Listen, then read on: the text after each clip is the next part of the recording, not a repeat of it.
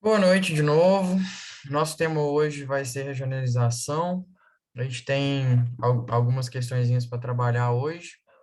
Eu tentei pegar 9 questões. A aula hoje acredito que vai ser um pouquinho mais curta, mas acho que vai ser legal. Se vocês puderem participar também um pouquinho mais, que da última vez só 2 pessoas ou 3, eu acho que participaram mais da aula.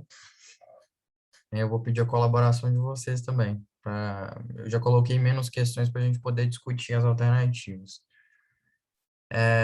Vou estar disponibilizando para vocês o material da semana passada também, que eu acho que eu não mandei. Acho que eu até me esqueci de mandar.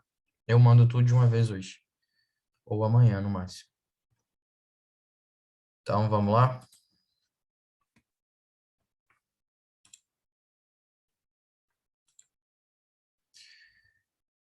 A questão 1 é uma questão básica de regionalização. E a gente pode trabalhar um pouquinho o conceito do que é a regionalização, né? É meio óbvio, né? Mas é necessário falar. Regionalizar é dividir conforme alguns critérios. A gente tem vários tipos de regionalização, mas esses dois aqui acho que são os dois tipos de regionalização mais conhecidos que a gente aborda durante o ensino de geografia, durante o ensino médio, ensino fundamental também.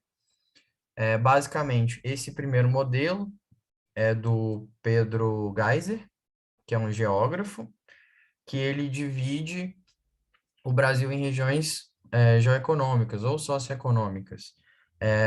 Fez uma divisão por base da valorização dinâmica da economia desses locais. Quais tinham as atividades mais parecidas e, consequentemente, é, quais regiões tinham mais um caráter econômico mais semelhante para poder dividir em 3 regiões, que é a região da Amazônia, que pega alguns estados parte dos estados do Centro-Oeste, os estados do Norte e parte dos estados do Nordeste. A região Nordeste, que basicamente pega somente os estados do Nordeste, e a região Centro-Sul, que pega os estados do Sul, do Sudeste, do Centro-Oeste e alguns estados do Nordeste. E a nossa regionalização mais conhecida, que é a regionalização dividida em 5 regiões, que foi feita pelo IBGE, se eu não me engano, em 69. E ela foi feita para facilitar o governo. Eram regiões que tinham questões políticas mais semelhantes, questões sociais e questões econômicas também mais parecidas, e elas foram agrupadas, então, em 5 regiões, que são as regiões que a gente usa atualmente. Como eu disse aqui, são regiões político-administrativas, consequentemente, no planejamento das ações governamentais. A segunda forma de regionalização apresenta a vantagem de. Qual é a vantagem, então, da regionalização feita pelo IBGE em 69? Como a Samira falou aqui, ela acredita que seja a letra A. Que é isso mesmo.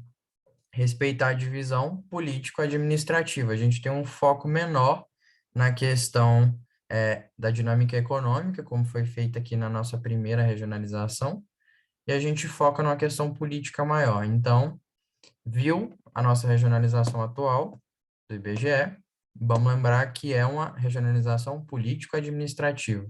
Aspectos políticos de cada região mais semelhante um ao outro. Claro que, como eu disse, não deixa de ter o aspecto econômico entrando nessa situação, dentro dessa divisão, só que ele não passa a ser o foco principal. Aqui, não, nós podemos descartar de vez a questão das desigualdades sociais, não são regiões divididas por questões sociais completamente.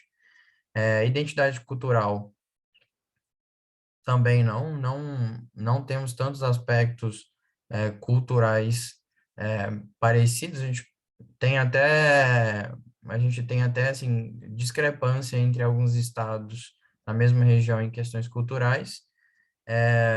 Valorização dinâmica econômica? Não, que essa aqui é a questão da figura número 1, a primeira regionalização. E incorporar critérios naturais? Também não, porque aqui não tem nenhuma regionalização pelos biomas brasileiros. Ok? Alguma dúvida em relação a essa questão? Letra A mesmo. Pessoal, tá aí?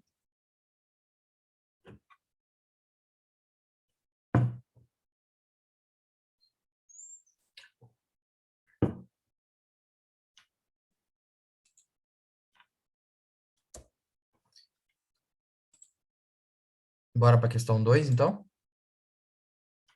Ok. Como eu já expliquei, a gente já falou um pouquinho sobre a questão das regionalizações. A divisão em regiões geoeconômicas ou complexos regionais encontra-se na seguinte representação. Em 1967, o geógrafo Pedro Pinchas Geiger propôs uma divisão regional do país em regiões geoeconômicas ou complexos regionais.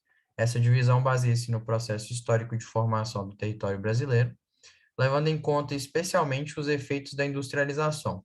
Dessa forma, o país, dessa forma do país e compreender seus mais profundos contrastes. A gente vê aqui de novo, falando sobre a nossa regionalização feita pelo Geiger em 67, que foi a primeira, seguida pela do IBGE em 69. A gente viu que a do Geiger pega aspectos econômicos, levando em conta aqui a questão da industrialização e do padrão de industrialização que a gente sofreu, e a do IBGE, questões político-administrativas. Acho que essas duas são as principais que vocês têm que ter em mente na hora da prova. Tem que conhecer essas duas formas de regionalização e tem que ter as características dela bem claras na cabeça de vocês, para vocês não errarem as questões. Isso. A B, então, essa é muito tranquila. A gente viu a regionalização pelo Geiger em três regiões, a Amazônia, o, o Centro-Sul e o Nordeste. Ok? Alguma dúvida em relação também a essa questão?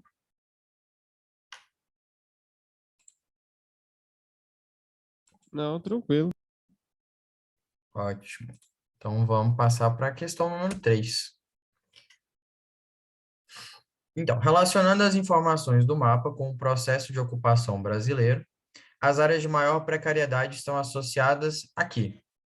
A gente fazendo a análise do mapa aqui, a gente vê que as regiões com domicílios precários, com maior quantidade de domicílios precários em porcentagem, a gente percebe que predomina na região norte e em alguns estados da região nordeste.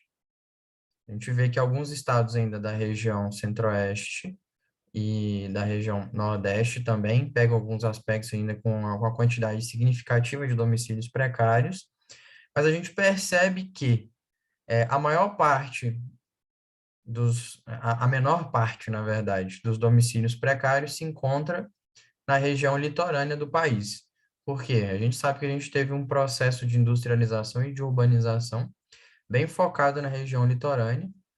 Então, a gente tem que essa região, primeiramente, se desenvolveu em aspectos econômicos e, consequentemente, essa região tem uma maior urbanização e essa urbanização foi melhor construída, né? Foi mais bem construída e não tem tanta precariedade. É claro que ainda não deixa de ter, que a gente está no Brasil, um país extremamente desigual, mas ela foi mais concisa e mais concreta. Ao passo que a regionalização, que a industrialização e a urbanização dos outros estados, a gente tem um pouco mais de deficiência. A gente, vamos conversar então. É, esse fenômeno de precariedade está relacionado a quê? Vamos ver. Ao fenômeno de marcha para o oeste, ok, o fenômeno de marcha para o oeste realmente aconteceu também no Brasil.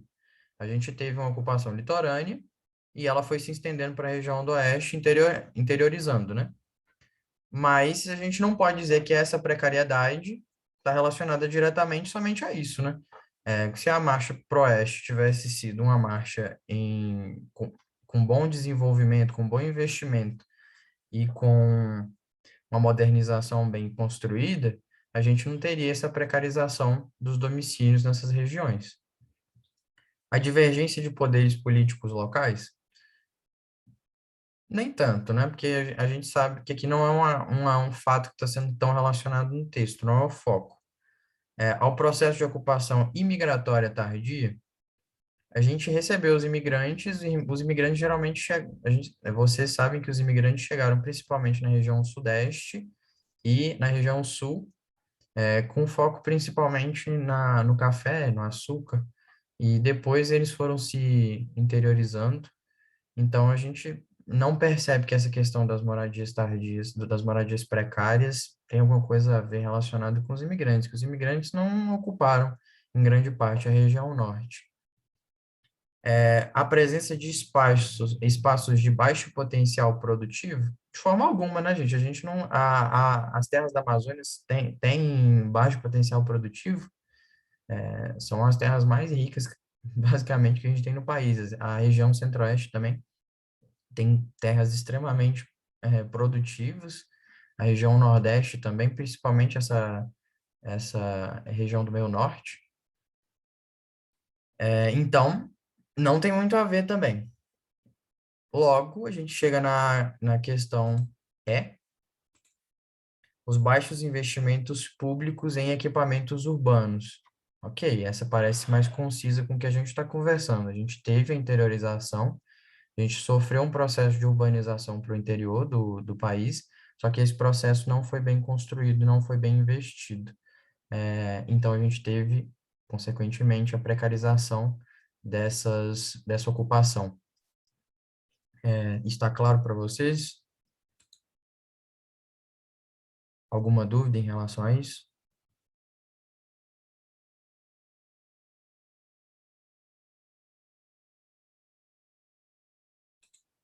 Eu não sei se vocês gostam dessa forma como eu estou abordando também, porque eu prefiro ir direto nas questões e trabalhar os conceitos que as questões trazem para a gente, que a prova traz. Mas isso depende também de vocês. Se vocês quiserem que eu mude um pouquinho a abordagem também, seja mais teórico, alguma coisa do tipo, só vocês me falarem também. Eu acho melhor sim. Assim vocês acham melhor?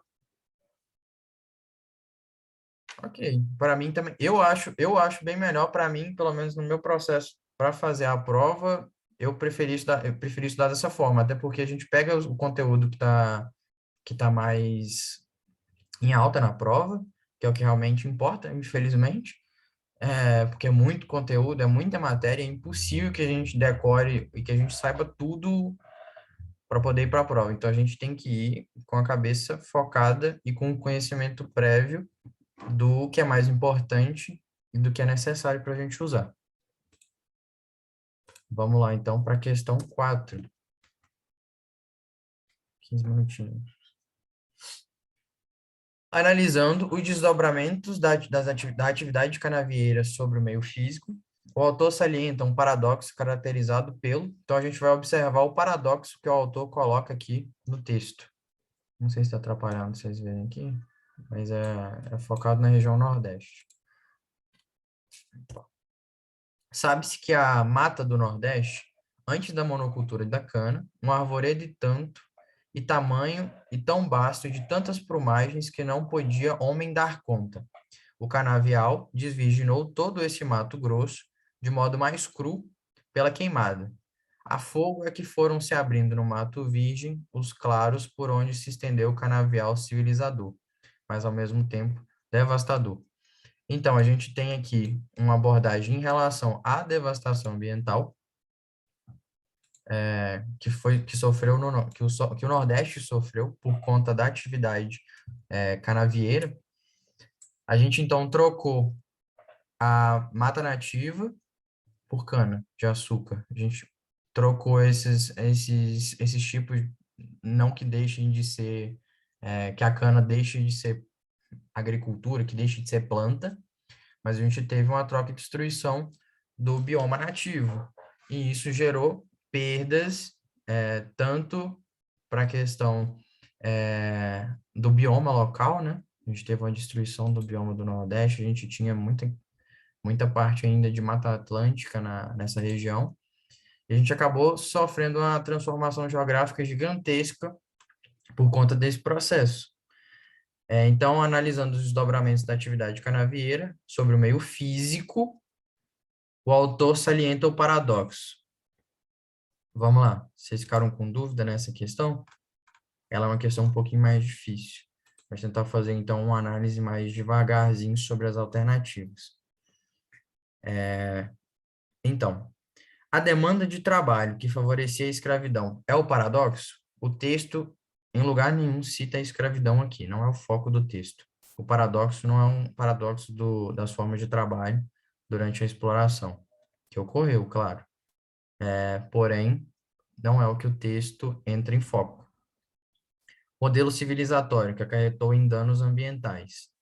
A gente está vendo aqui que não é um modelo civilizatório, não foi questão de levar pessoas para a região, foi atividade de agricultura da região, foco econômico na região de produzir açúcar para exportação, que gerou os danos ambientais, não a leva de pessoas para habitar essa região. É claro que houve durante o processo também, né? Rudimento de técnicas produtivas que eram ineficientes. As técnicas produtivas não eram ineficientes, né, gente? A gente sabe que a produção de açúcar no Nordeste era extremamente grande. E, gente, eu acho que eu vou descartar todas as questões. Espera que eu acho que eu me perdi no raciocínio. D, natureza da atividade econômica que concentrou riqueza. Ok, a atividade econômica realmente concentrou riqueza. Ela foi uma atividade que estava em alta por conta do açúcar na Europa. Foi um produto de exportação extremamente valioso durante, principalmente pós-período colonial. E, porém, não é o paradoxo que o texto cita. A gente volta aqui na questão dele falar sobre os danos causados no meio ambiente. E o predomínio da monocultura, que era voltada para exportação, ok também. Nessa questão, a gente volta para a letra B, que fala sobre o modelo civilizatório, que eu acho que eu acabei me confundindo, mas realmente não é o modelo civilizatório, é o modelo de trabalho que foi utilizado para viés econômico, que acarretou nos danos ambientais. Porém, o modelo civilizatório, mesmo não sendo 100% a melhor resposta, é a resposta que está mais dentro do que a gente está discutindo aqui. Ficou claro para vocês ou vocês se confundiram também, igual eu confundi?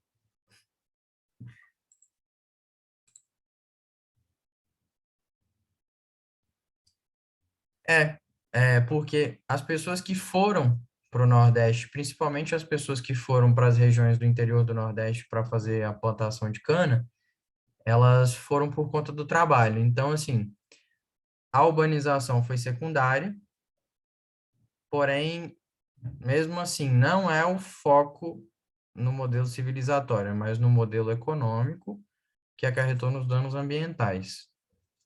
Mas é a questão que a gente tem a resposta mais próxima. Isso. O texto já foi direto falando dos danos ambientais. Alguém ficou com dúvida, gente?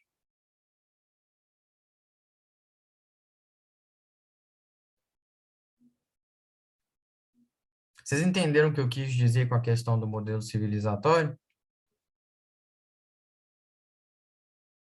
Ok. A gente tem algumas questões na prova, a gente sabe que a prova, ela é muito... E não, peraí, que então eu viajei. O que que é o modelo civilizatório? Então, o modelo civilizatório seria basicamente um modelo que ocorreu devido à necessidade das pessoas irem para aquela região para trabalhar, porque aquela atividade econômica demanda de mão de obra. Então, querendo ou não, aquilo ali sofreu um processo de urbanização, sofreu um processo de habitação, e só que esse processo de habitação é secundário à atividade econômica. Eu não sei se vocês entenderam o que eu estou querendo dizer. Secundário? Eles não habitaram lá por causa disso, não? Isso, porque a atividade econômica é o principal motivo de ter ocorrido os danos ambientais, não as pessoas terem morado lá. Porque Ah, sim. a terra não foi destruída porque foi para construir casa, para as pessoas morarem. Não foi construído para construir cidades. Foi para atividade econômica, que era a plantação de cana. Isso, que a Ah, Samira está falando, é uma consequência do outro. Eu acho algumas questões da prova de humanos, às vezes, um pouco confusa, porque eles querem colocar muitos conceitos dentro das alternativas, querem trabalhar diversos conceitos, e às vezes acho que até eles se perdem nos conceitos que eles estão colocando. Acho que às vezes poderia ser mais direto, mas tem que prestar muita atenção, porque por pouco a gente consegue errar nessa questão aqui, por exemplo. É, as questões, a maioria delas, as alternativas, a maioria delas estão certas, né? Só que elas não estão tão relacionadas com com o que o texto quer que a gente direcione. Por exemplo, a letra D, a letra E estão certas. Que não tem como dizer que essas duas questões estão erradas, que essas duas alternativas estão erradas, porque elas realmente estão dentro do que aconteceu durante o período. Porém, não é a resposta que se encaixa mais ao contexto que a questão quer. Mesmo assim, eu ainda acho que até a questão que é correta não se encaixa 100% no que o texto quer dizer, ok? Gente, qualquer dúvida, pode falar mesmo. A gente tem bastante tempo, dá para tirar dúvida, dá para voltar, dá para explicar algum conceito que vocês quiserem.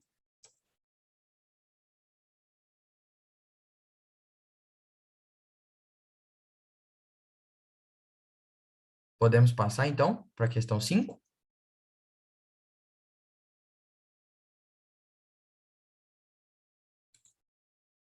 Vamos lá.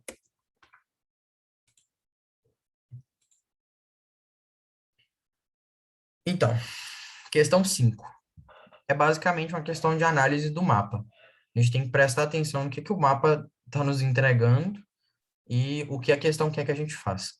A formação do território da soja no Brasil refletiu a seguinte característica espacial. A soja, a gente sabe que ela é um produto que inicialmente era extremamente delicado. A soja não é fácil de cultivar em qualquer lugar, porém, por meio da tecnologia, por meio do desenvolvimento das sementes transgênicas, a soja se tornou um alimento, um grão mais fácil de ser cultivado em qualquer outro lugar. E a gente sofreu também, com esse período de industrialização, um desenvolvimento tecnológico muito grande na parte da agricultura. Agrotóxicos, fertilizantes, diversos produtos desses foram aprimorados para melhorar o cultivo e para fazer com que que essa produção seja extremamente aumentada. Então, a gente tornou a soja, que era um produto que era inicialmente produzido somente na região sul, por decorrência do clima da região sul, de ser um clima mais frio, da terra da região sul, que era um solo mais fértil, que era mais propício para o desenvolvimento desse tipo de atividade. A gente conseguiu, por meio da tecnologia, por meio do desenvolvimento em relação da agricultura, levar essa soja para outras regiões que a gente não tinha tanta capacidade produtora, por exemplo, a região centro-oeste, que hoje é uma região a nossa grande produtora de soja para exportação. Então, vamos lá nas alternativas. A inclusão de regiões com elevadas concentrações populacionais? Não. A gente vê que a gente está subindo. A gente tem a levada da soja tanto para a região centro-oeste, tanto para a região nordeste. E parte da soja também, a gente tem expansão da fronteira agrícola que está chegando na região norte, que é um dos motivos de uma questão ambiental super problemática atualmente, que é o desmatamento da Amazônia. A gente pode perceber aqui que está bem pertinho, né? E a gente sabe que não é só isso aqui, que realmente acontece, que existe, que a produção ela está chegando aqui em cima e ela está desmatando. É uma região, o crescimento da fronteira agrícola brasileira Nossa senhora, tô tão cansado que eu tô até embolando já, gente. Ele é direcionado do sul-norte. Essa expansão da fronteira aconteceu da região sul e da região sudeste e foi subindo, mais direcionado no oeste, ok? Vamos lá. Vamos lá que a gente confere se é a letra D mesmo. A incorporação de espaços com baixa fertilidade natural dos solos. Assim, baixa fertilidade natural dos solos é um pouco pesado para dizer dessas terras aqui, tanto do Nordeste quanto do Centro-Oeste. As terras, elas não tinham a característica ideal para o cultivo de soja, mas não eram terras inférteis. C. Integração com espaços de consolidação de reservas extrativistas.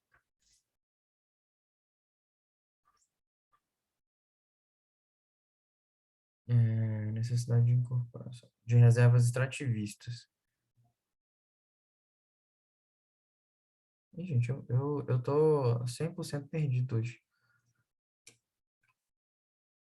Peraí, que eu acho que até eu me confundi na alternativa aqui. Integração com espaço de consolidação de reservas extrativistas. Também não, porque a gente não tem, não é extrativismo a atividade que está sendo exercida aqui, é agricultura. A gente teve expansão da fronteira agrícola sendo desenvolvida nessas regiões. Necessidade de proximidade física com os principais portos do Brasil. Aqui a gente não tem proximidade física com os portos, visto que os portos das nossas regiões são principalmente litorâneos, e isso não é um foco, tanto que a gente tem o desenvolvimento que foi da aula passada das rodovias, que foi um foco principal para o transporte dos nossos alimentos. Então, a gente não tem a letra D como a, região, como a correta. E a reutilização de áreas produtivas decadentes da tradicional cultura canavieira. Essas regiões aqui, a região centro-oeste, não era o foco do extrativismo de cana-de-açúcar, era a região nordeste. Voltando aqui, a gente vê que a incorporação, a letra B, dentre as questões, talvez seja a questão que entre melhor, porque a gente teve o desenvolvimento dos insumos agrícolas que aumentassem essa produção. Então, mesmo não havendo essa questão tão intensa da questão da fertilidade dos solos, era mais relacionada ao clima, possivelmente. Então, vamos lá. Os principais portos que a gente tem aqui no Brasil ficam na região litorânea. O principal porto que a gente tem é o Porto Santos, que é o porto que tem maior exportação brasileira. Depois a gente tem portos no Rio de Janeiro, estado do Rio de Janeiro, e concentrados também na região Nordeste. Eu posso passar para vocês numa próxima aula quais são os portos em questão de importância econômica, mas o primeiro é o Porto de Santos, que fica em Santos, São Paulo. Ele é o maior, acredito até que da América Latina, da América do Sul, em questão de exportação para de produtos de agricultura, para exportação. Acho que era lá que no último semana passada tava falando, né, que tinha que esperar 10 anos para. Isso foi a questãozinha que a gente abordou semana passada. A Samira está falando que a questão B ainda não faz sentido. Realmente, eu acho essa questão também um pouquinho complexa.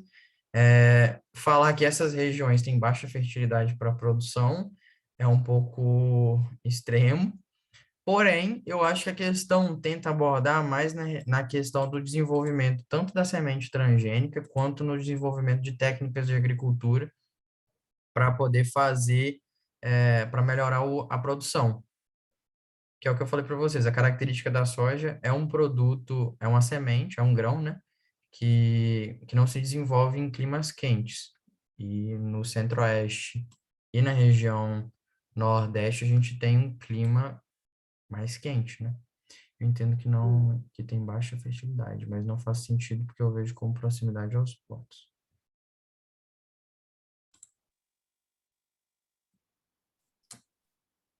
Então, como é que eu explico para você em relação aos portos? A gente não tem um foco de produzir. Se a gente tivesse um foco de produzir na região dos portos, a gente continuaria a produção agrícola concentrada na região Nordeste e na região Sudeste. Essa expansão para poder pegar outras terras, e na região Sul também, né? Que a região Sul, além de ter exportação também, a gente tem portos na Já, região Sul. já, dematando, já. Não te escutei, André. Ó, eu tava cantando, não, nem sabia.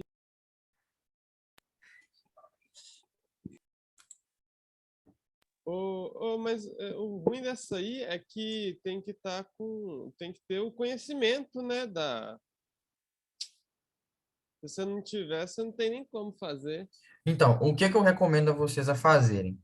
É vocês pegarem os principais produtos de exportação brasileiros, tanto na parte agrícola, que na produção primária, também, como os metais. Quais são os metais que o Brasil exporta? Quais são os metais que o Brasil extrai em maior quantidade? Quais são os produtos que o Brasil tem foco para exportação? Se é o café, se é a cana, se é a soja, se são outras sementes, se são outros grãos, se é o trigo, se é o feijão.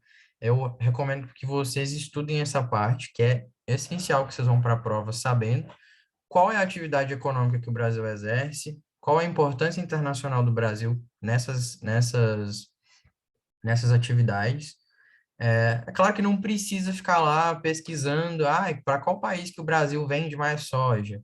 Não, tem que saber só o que que o Brasil produz e, e qual que é a importância econômica desse produto para o Brasil.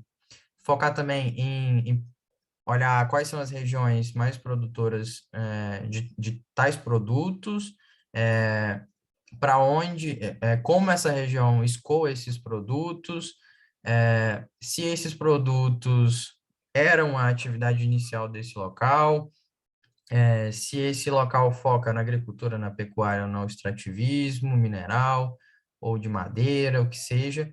Isso eu acho essencial que vocês vão para a prova sabendo. Vocês conseguem fazer isso ou vocês querem que eu prepare um materialzinho em relação a isso? Se vocês quiserem que eu prepare um material em relação a isso, para mim também é tranquilo. Eu, eu pego alguns minutinhos de alguma aula e a gente foca nessa parte econômica brasileira. Que eu acho, assim, que não é uma coisa que a gente recebe tanto que a gente não recebe em cursinho, a gente não recebe na escola, e é uma coisa que tem que ir para a prova afiado. Então, acho que eu vou até anotar aqui para a gente fazer. Cai muito na prova, cai muito mesmo. Então, a gente tanto trabalhar questões relacionadas a esse assunto, quanto a gente conseguir delimitar quais são os produtos e quais são os focos dessas regiões econômicos. É, ficou claro para vocês ainda essa questão da fertilidade, que também eu concordo com a Samira, não acho que seja algo tão claro para a questão, mas que ainda era mais ou menos a questão que mais se encaixava como certa. É o que eu estou falando para vocês. A prova tem diversas questões confusas e que dependem de vocês terem conceitos bem trabalhados. A gente pode passar para frente ou vocês querem que eu volte em alguma coisa?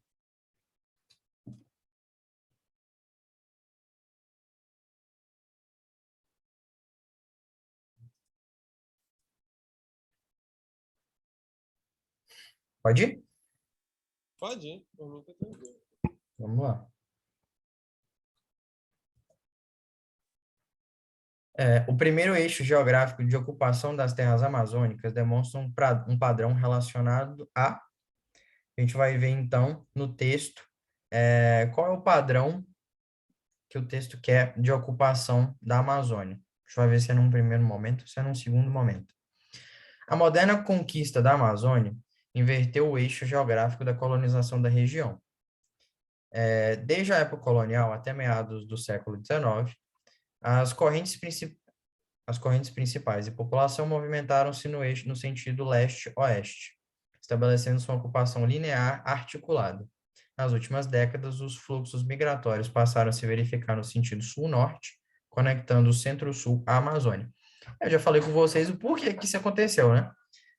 A expansão da fronteira agrícola está fazendo com que a atividade econômica que era desenvolvida na região sul seja levada para a região norte. Então, a gente sabe que a atividade extrativista, a atividade pecuária e a atividade agropecuária, né, agrícola, ela está sendo levada à região norte. Por isso, a gente tem uma diferente ocupação da região, que antes era ocupada do leste para o oeste, que foi a ocupação feita, principalmente pelos povos nativos, né?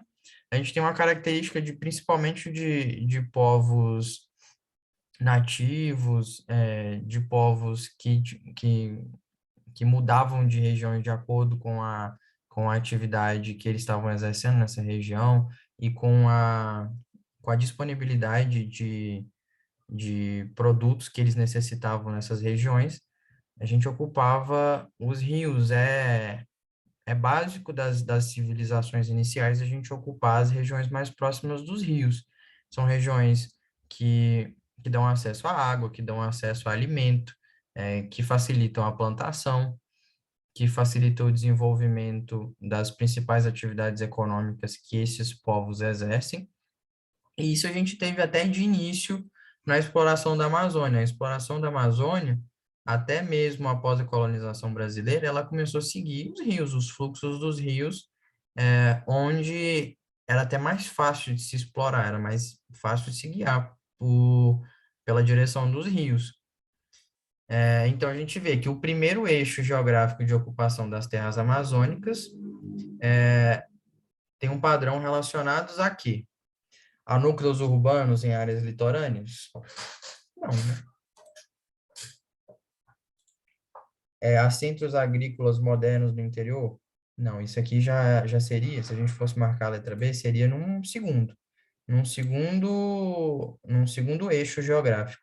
Essa parte que a gente tem a expansão da fronteira agrícola, do desenvolvimento econômico, que sobe para a região da Amazônia. As vias férreas entre espaços de mineração, a gente tem desenvolvimento de mineração nessas regiões, a gente tem as vias férreas implantadas nessa região, mas elas também não são o foco de ligar a região sul à região norte. A gente tem até as estradas de ferro, por exemplo, a do Carajás, que elas se ligam, mas são ligações menores. Elas não têm esse objetivo, não têm esse padrão inicial. As faixas de povoamento ao longo das estradas? Não, né, gente? O povoamento da região norte não foi feito inicialmente porque tinha estradas, né? Foi por base realmente da letra E. Os povoados interligados próximos a grandes rios. Tanto a população nativa, que já vivia naquele local, quanto a população que iniciou a exploração da região norte, se guiando pelos rios, que é um grande facilitador para a exploração.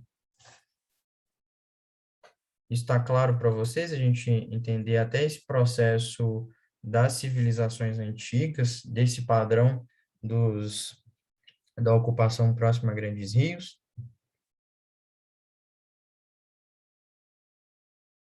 A gente consegue dar como Sim, sim. exemplo a civilização egípcia, que desenvolveu em volta do Nilo, aos sumérios, em volta dos rios, o Tigre e o Eufrates.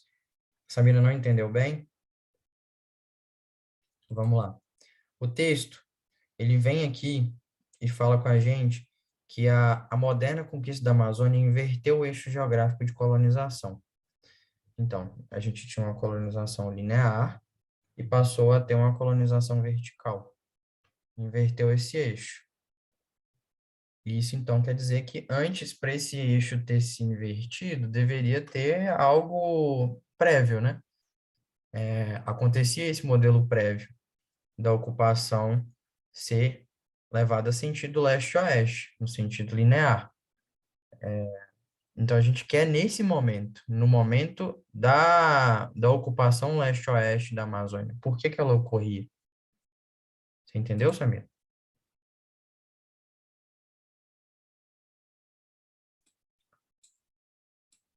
Se o texto tivesse falado com a gente já no segundo eixo geográfico, no segunda forma de ocupação da Amazônia, a gente já trabalharia com a questão vertical do desenvolvimento da fronteira agrícola e da atividade agropecuária se expandindo para a região norte, para a região amazônica. Você entendeu? A gente volta, eu tento explicar de outra forma.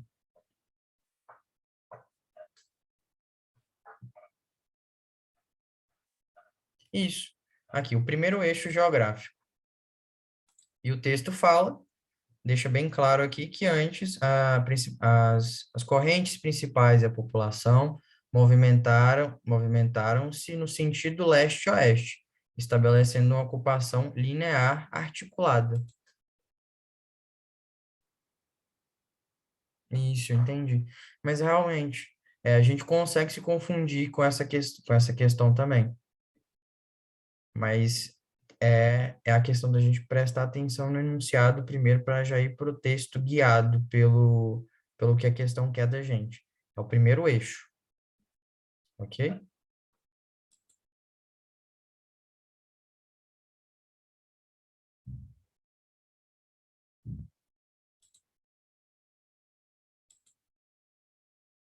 Gente, criança cansa, tá? Eu tive pediatria hoje, é por isso que eu tô desse jeito. Vocês sabem que toda semana eu tô super animado.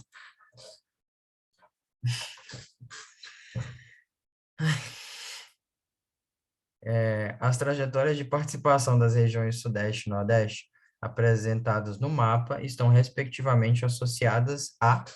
Então, basicamente, a gente tem que prestar atenção nos dados que o texto entrega para a gente. Vamos que dar uma olhada rápida no gráfico. A participação do PIB das regiões do ano de 2002 e no ano de 2010. No ano de 2002, a gente tinha aqui na região norte, ela tinha uma participação de 4,7% no PIB. No ano de 2010, ela passa a ter 5,3%. Quer dizer, então, que a gente teve um aumento da participação da região norte no PIB brasileiro. Um aumento de 0,6%, né? Por cento. Já na região nordeste, a gente passa da participação de 13% em 2002 para uma participação de 13,5%. Percebemos também um crescimento da participação da região Nordeste na atividade no PIB brasileiro. Da mesma forma, a região Centro-Oeste, a gente percebe que ela passava de uma porcentagem de 8,8 para 9,3. A gente teve também um crescimento de 0,5% da região Centro-Oeste na participação do PIB. Concluímos, então, que a região Norte, a região Nordeste e a região Centro-Oeste do ano de 2002 para o ano de 2010 tiveram um acréscimo na sua participação no Produto Interno Bruto brasileiro. Essas regiões passaram a se desenvolver melhor e passaram a contribuir mais para a economia do país em si.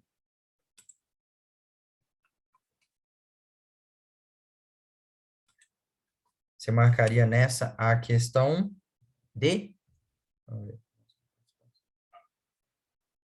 Então, vamos ver.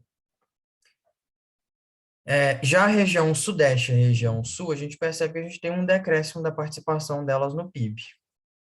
Vamos ver, então. As trajetórias de participação do Sudeste e do Nordeste, apresentadas no mapa, estão respectivamente associadas a...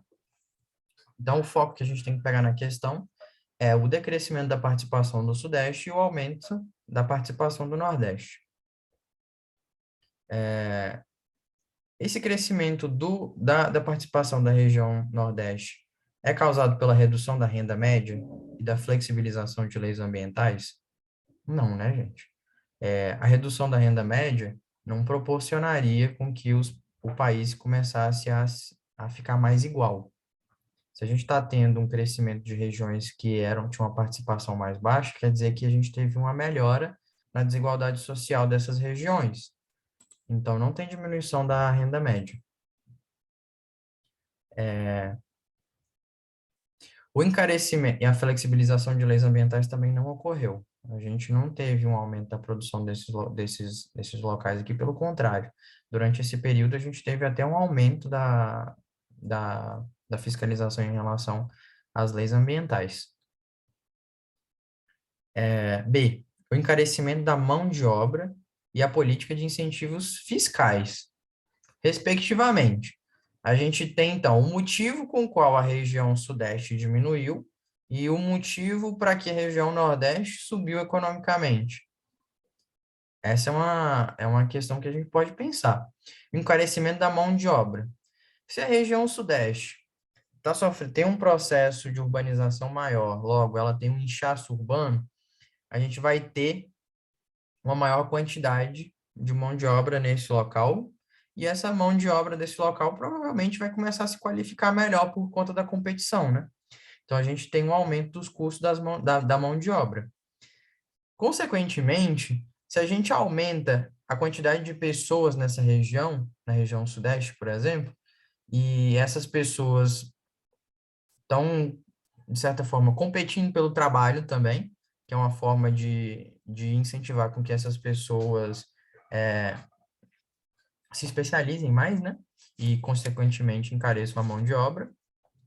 A gente também teve um aumento do preço das terras na região Sudeste, uma valorização dessa região.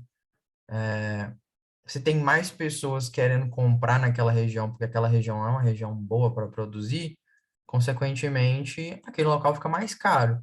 Então, o que que aconteceu? A gente tinha regiões com a mão de obra mais barata, tinham regiões com local de produção mais barato, aliados a uma política de incentivo fiscal que melhorou as condições para a gente explorar outras regiões. Então, isso quer dizer que se esses outros locais estão mais possíveis de ser explorados e de produzirem, facilita e faz com que essas regiões tenham um desenvolvimento, tenham um maior investimento no setor, que seja no setor agrícola, que seja no setor produtivo, que seja no setor industrial, que seja. Essas regiões tiveram um maior incentivo. Então, justamente por isso, a gente tinha uma menor exploração desses locais, a gente tem terras boas para produzirem e, de certa forma, que estão desocupadas nessas regiões. Então, o governo prioriza com que a gente aumente os espaços produtivos em regiões que têm baixa produção e em regiões que ainda têm baixa atividade econômica, para poder melhorar até a urbanização desse local, o desenvolvimento desse local. Porque quanto mais trabalho eu tiver nessas regiões, melhor a economia local. Mais eu desenvolvo o povo, mais eu desenvolvo a questão da educação, mais eu aumento as vagas de emprego nessa região. Então, consequentemente, a gente tem um desenvolvimento econômico melhor nessas regiões, que sempre foi incentivado. Essa política ainda não acabou, da gente desfocar o, o sul e o sudeste da região produtiva e passar com que as outras regiões também tenham espaço. Ah, vamos lá então. As trajetórias respectivamente associadas. A expansão da malha rodoviária e a instalação de grandes projetos hidrelétricos? Não, né? A gente não tem expansão da malha rodoviária para o Sudeste, porque pelo contrário, a gente tem expansão da malha rodoviária para as outras regiões.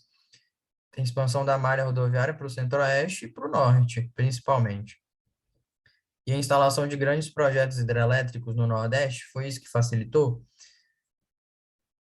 Ok. Instalação de grandes projetos hidrelétricos no Nordeste seria uma boa opção para poder melhorar o PIB desse local. Você aumenta a quantidade de empregos, mas também seria uma quantidade de empregos para a construção seria temporária, mas a gente mantém uma quantidade menor de empregos na manutenção. E só que a gente não tem nenhuma grande hidrelétrica que foi construída nesse período de 2002 a 2010 na região Nordeste. A gente tem hidrelétricas que foram construídas nesse período que estão vindo em desenvolvimento na região Norte. D. A diminuição da participação do setor de serviços e a ampliação do agronegócio. Por que que não poderia ser? A gente, na verdade, não teve uma diminuição da região Sudeste no setor de serviços. É mais na questão de exploração mesmo. O setor de serviços, além de ter se desenvolvido nas outras regiões, ele se mantém na região Sudeste, até por ser uma região mais desenvolvida e por ser uma região que tem um foco internacional maior, não, a gente não precarizou o setor de serviços. Muito pelo contrário, né? O setor de serviços na região Sudeste, ele cresce e desenvolve, ele melhora. Ok? Você entendeu essa parte? E a ampliação do agronegócio, a gente não teve uma ampliação do agronegócio diretamente para a região Nordeste. A região Nordeste, a gente teve um aumento da atividade econômica dela mais ligada à indústria, não ao agronegócio. O agronegócio a gente está mais direcionado, por isso que é bom a gente voltar nessa aula, fazer essa aula mesmo para vocês sobre a atividade econômica.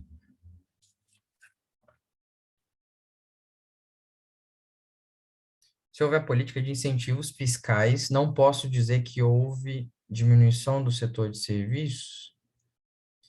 Então, mas a política de incentivos fiscais, ela facilita com que eu possa abrir qualquer tipo de serviço, tanto os serviços em relação à atividade primária, secundária ou terciária econômica. Isso não impede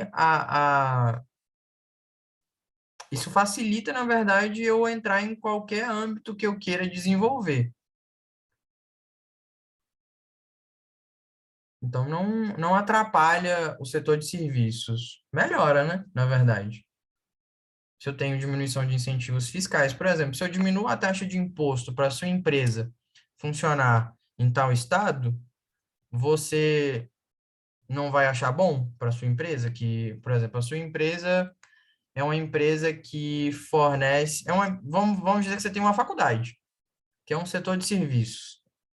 A Samira abriu uma faculdade, ela tinha uma faculdade aqui no Rio de Janeiro e ela quis abrir ela tinha capital para abrir uma outra filial.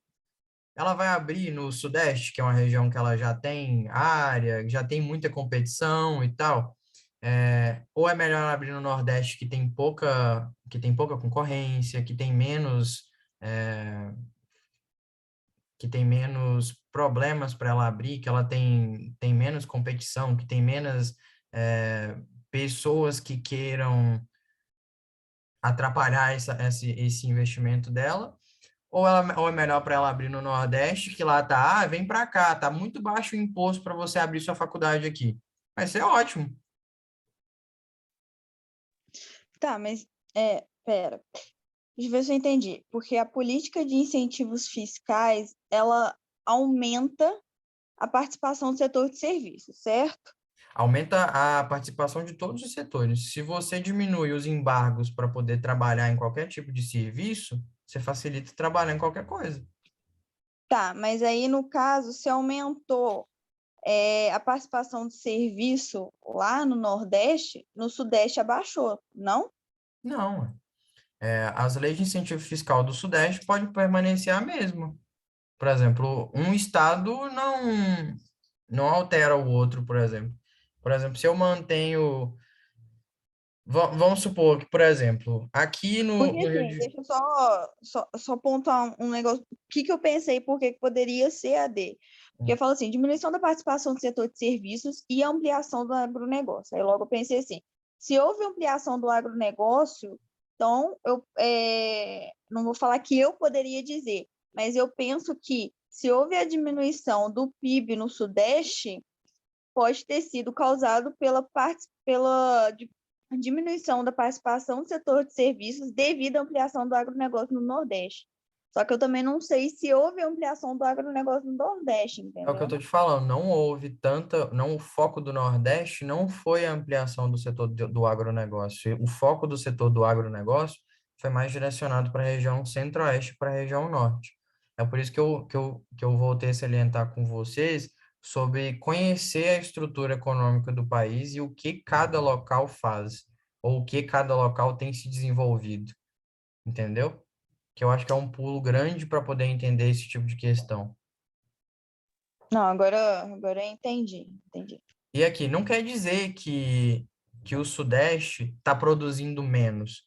Aqui a gente tem uma porcentagem, quer dizer que o Nordeste, que o Centro-Oeste e o Norte aumentaram a produção. E, consequentemente, se eles aumentaram a produção, a participação deles é maior. Não quer dizer que o Sudeste deixou de crescer, ou que o Sudeste decresceu.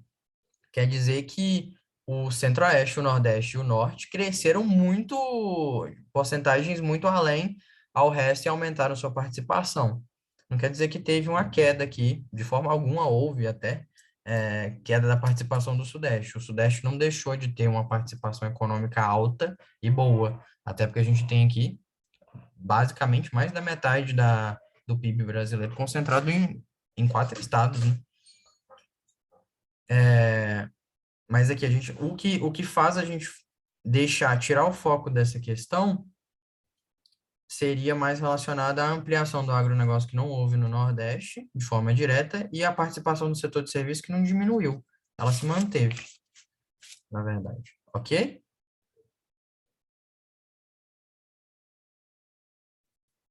Ok. Alguém ficou em dúvida em relação a isso? Para mim agora tá tranquilo. Tá bom. Então vamos para a questão 8. E também falta 2 minutos. Eu nunca dou conta de terminar minhas questões. Tinha 15 questões, passei para 9, que eu achei que ia dar conta, mas também não dou conta com 9. Mas Melhor tá, sobrar que faltar, né? Não?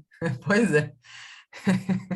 Mas tá bom, se tiver bom para vocês, até essa quantidade de questões, se vocês estiverem conseguindo compreender os conceitos, para mim já tá satisfatório. Mas eu tento colocar também as questões mais complicadas e as questões que têm assuntos mais cobrados no início. Eu tô tendo essa malícia também. Eu tô deixando as questões, até, não sei se vocês perceberam nas últimas aulas, as questões até mais fáceis estão ficando pro final. Essa aula aqui que é especial, que as questões todas são meio difíceis, é tudo meio confuso. No texto são apresentados os fundamentos da política de colonização de uma importante região brasileira ao longo do período dos governos militares. Uma estratégia estatal para a ocupação desse espaço foi a integração do espaço amazônico ao espaço nacional se deu no contexto das questões de fronteiras de políticas, no sentido do dinamismo, pioneirismo de integração. Essas fronteiras foram elementos fundamentais para a compreensão da geopolítica dos militares, que não apenas objetivaram a posse do vazio demográfico, mas representaram os interesses do governo brasileiro em manter sua influência sobre uma grande área do interior do continente.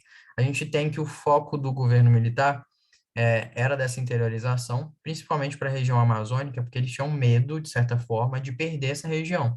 Então, ocupando aquela região, você mantém aquela região sua. Você mantém, se você tem ocupação, e além disso, era benéfico para o governo investir numa região que não tinha atividade econômica em base, você aumentava a indústria nessa região, aumentava a produção, consequentemente, você, além de ocupar a região, você inicia uma atividade nela que tanto é bom no sentido financeiro para o país, quanto para os objetivos dele aqui, que é a integração do espaço amazônico ao espaço nacional, frente às fronteiras políticas. A gente sabe que o governo militar ele teve muita essa questão do patriotismo e de manter o que é meu, tá aqui, e da integração das regiões. A gente teve aquele desenvolvimento grande, por exemplo, da construção da via transamazônica para integrar Brasília à região norte.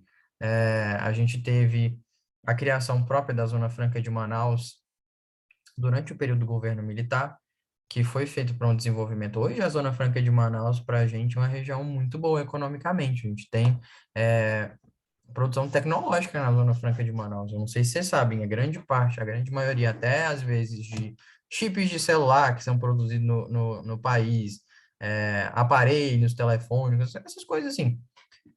Notebook, não sei o quê, a grande parte das peças, fora as que são importadas, são produzidas no Complexo Amazônico. Então, a gente tem aqui demarcação de reservas para preservação de florestas? Não, o foco do texto é econômico e de integração e povoamento da região. Criação de restrições para a exploração de recursos minerais? Não.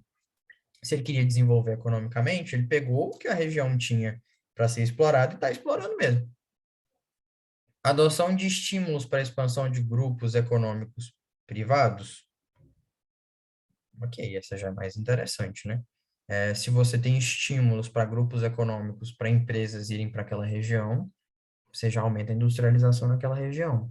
Você está estimulando o comércio e a industrialização de uma região que não tem povoamento.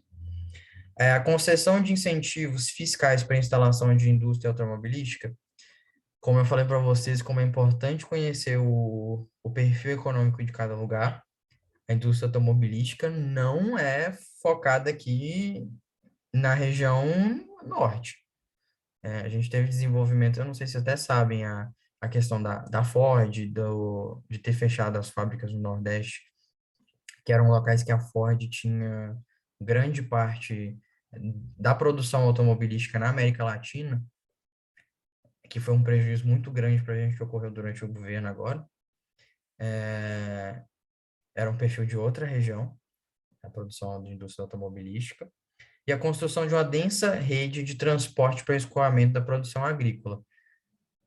Então, a gente não teve construção densa de transporte para escoamento da produção agrícola, a gente buscou mais essa exploração do local para poder manter, como o texto fala aqui, a hegemonia do país e para desenvolver ela economicamente. Se vocês ficaram com alguma dúvida em relação a essa questão, vamos tentar encerrar logo a aula, porque já passamos 3 minutinhos.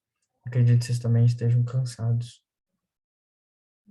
Isso, quando a região fala em estímulo, a gente entende como estímulo fiscal, a gente entende como meios facilitadores para que as empresas vão para aquele lugar.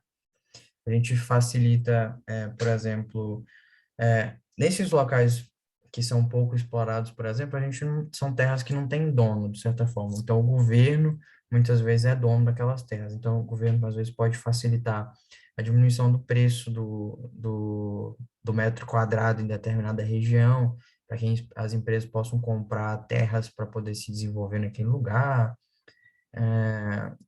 Vários tipos de incentivos podem ser feitos, mas os principais são os incentivos fiscais, sim.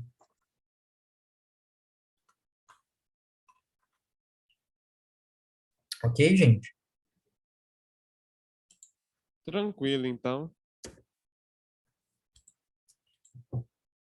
A questão 9 aqui é basicamente falar daquela ocupação é, sul-norte.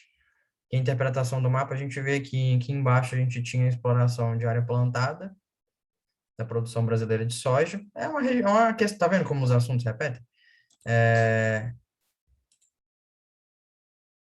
Isso, exatamente.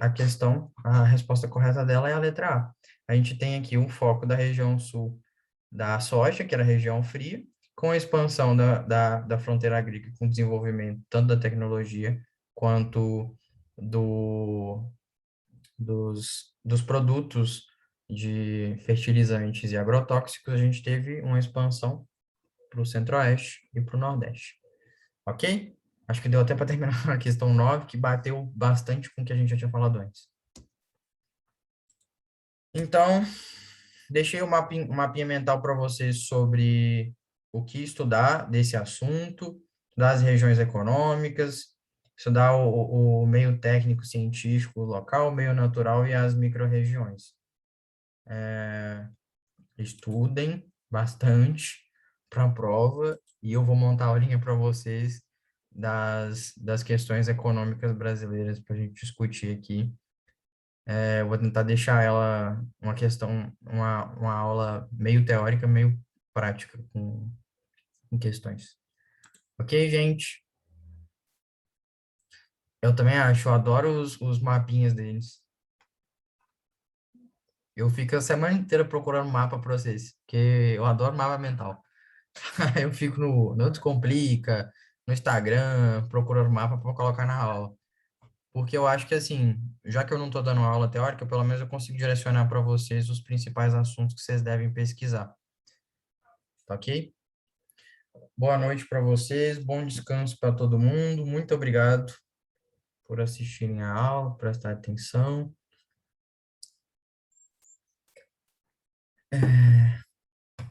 Até semana que vem. Deixa eu desligar aqui a gravação.